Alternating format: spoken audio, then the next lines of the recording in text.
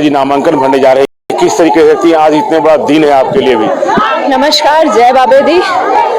जनता में रहेंगे, जनता के मुद्दों पर बात करेंगे, धर्म और कर्म को साथ लेकर चलेंगे, ईमानदारी से ईमानदार आदमी को वोट डालेंगे और एक कर्मठ नेता को जो अपनी जनता जो है जो अपनी प्रॉब्लम्स विधानसभा तक उस विधायक के थ्रू पहुंचाएगी और संजय पराशर जैसा नेता विधायक बनकर जसवा प्रागपुर के लिए अपॉइंट होंगे। यही मेरी बाबा जी से अरदास है। एक बात बताइए, पहले से यहाँ पूर्व में मंत्री रह चुके हैं, वो भी चुनाव लड़ रहे हैं, कांग्रेस की तरफ से ही प्रत्याशी है, ऐसे में दो अलग पार्टियों को न वोट दे करके आवाम जो है वो संजय पराशर को किस बेस पर वो वोट देगी? क्योंकि उम्मीदें बहुत होती है विधानसभा चुनाव में, तो बेस क्या होगा? बेस होगा उनके काम, उनके कार्य जो उन्होंने पिछले, ये मैं तो यूं कहूंगी कि मेरे 20 साल शादी को हुए हैं, वो 20 साल से वो कार्य करते आ रहे हैं। खाली जसवा प्रागपुर के इकट्ठे होकर लोगों ने अभी देखा है, मैं तो 20 सालों से उनके उन कामों को देखती आ रही हूँ। जब मैं बॉम्बे में भी थी तो मेरे जसवा प्रागपुर के बच्चे मेरे पास आते थे, सोना के बच्चे आते थे, कोटला के आते थे, जिनको वो रोजगार देते हुए आ रहे हैं। चाहे कोई मेरी बहनें थी या मेरी भाभियां जो छोटी उम्र में विडो होती थी, उनकी पेंशन्स वो वहां से ही लगाते थे। चाहे वो मंदिरों के काम थे जो वहां बैठे ही, यहाँ पर सनातन धर्मी है, सिद्ध बाबा बालकनाथ जी के पुजारी हैं, वहां बैठे ही अपने मंदिरों का निर्माण करते थे। जसवा प्रागपुर में जो बच्चे पढ़ना चाहते थे उनके लिए स्वाना स्कूल में कंप्यूटर्स वगैरह तब देते थे जब वो स्वाना में बैठे हुए थे। तो सड़क का निर्माण स्वाना का होना था, उधर बैठ के वो अपना जो इन छोटी छोटी प्रॉब्लम्स को वो वहां बैठकर सॉल्व करते थे।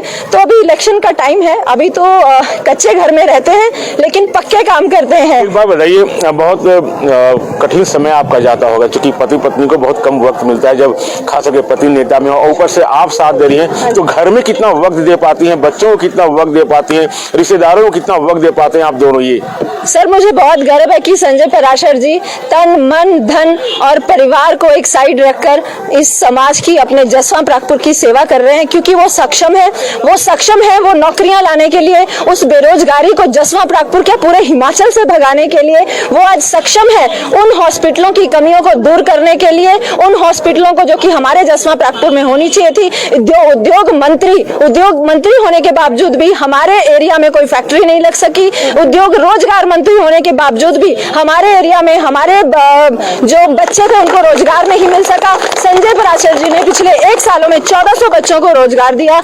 अपनी बच्चों के लिए 40 से ज्यादा उन्होंने इंग्लिश लर्निंग और कंप्यूटर सेंटर स्कूल खोले, तो बच्चों के लिए स्कूल खोल रहे हैं, बुजुर्गों के लिए रोजगार दे रहे हैं, अपने नौजवानों के लिए रोजगार दे रहे हैं, बुजुर्गों के लिए वो हॉस्पिटल खोल रहे हैं। तो जब सब कुछ संजय जी कर रहे हैं तो पार्टियों का क्या करना है? आरतियां थोड़ी उतारनी है। मुझे पता है मेरी सारी जनता पार्टी जो है वो संजय पराशर जी के साथ है और वो दम खम से वोट डालेगी।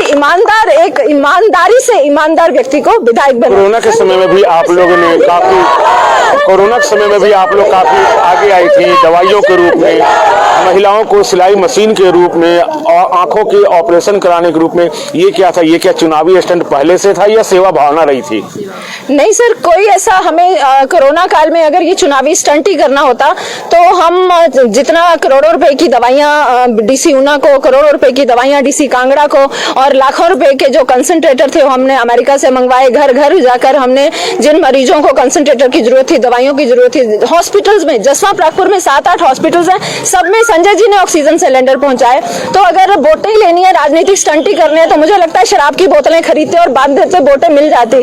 लेकिन उनका मेन काम जो था, उनका मेन मकसद जो था, ये था कि उनको अपनी जसवा प्रागपुर के जो कोरोना की बीमारी जो भयंकर रूप ले सकी है, उनको ये लगता था कि मैं सक्षम हूँ, मुझे बाबे का हुक्म है। जैसे श्री कृष्ण ने अपना अर्जुन को तैयार किया था अधर्म को नाश करने के लिए, धर्म की विजय करने के लिए अर्जुन को भेजा था। मुझे लगता है बाबा बालकनाथ ने संजय पराशर को जसवा प्रागपुर में भेजा है अधर्म का नाश करने के लिए। और धर्म की जय हो, धर्म की जय हो जी।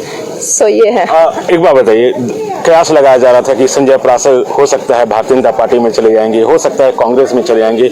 आखिरकार दोनों ही नहीं हुआ, दोनों ही पार्टी ज्वाइन नहीं की या पार्टियों ने लिया नहीं। अब आजाद उम्मीदवार कितना टक्कर का मुकाबला देख रही हैं आप इस वक्त? सर कोई मुकाबला नहीं है। जीत जो है जनता सर्वोपरि, वोट जनता डालती है तो ही कोई नेता बनकर आता है। और रही बात पार्टियों की, मुझे तो ये लगता है कोई भी पार्टी गलत नहीं होती, जनता के लिए ही बनाई जाती थी पार्टियां, चाहे वो बीजेपी है चाहे कांग्रेस है। और हमारे कई नेता कांग्रेस के ऐसे हैं जिन्होंने अपनी जनता के लिए बहुत काम किया। कई बीजेपी के भी ऐसे नेता रहे, चाहे वो अगर आप कांग्रेस की बात करें, राजा वीरभद्र सिंह जी, बाली जी, जिन्होंने हर घर से एक रोजगार दिया। चाहे अगर आप बीजेपी के लीडर्स की बात करें, शांता जी, धूमल जी, जिन्होंने पानी के मंत्री और सड़कों के मंत्री, तो अच्छे अच्छे लीडर्स हर पार्टी में होते हैं। लेकिन नालायक लीडर किसी भी पार्टी में हो उसको बाहर निकालना चाहिए, तभी हमारे विधानसभा क्षेत्र का उत्थान होगा। तो हमारे जसवा प्रागपुर में मुझे लगता है कि लीडर में बदलाव करने की बहुत जरूरत है, तभी हमारा जो जसवा प्रागपुर है बेरोजगारी से ऊपर आ सकता है। और जो गरीबी हम लोग देख पा रहे हैं, उस गरीबी के उस राक्षस को हम तभी खत्म कर सकते हैं अगर हम अपना लीडर चेंज करें।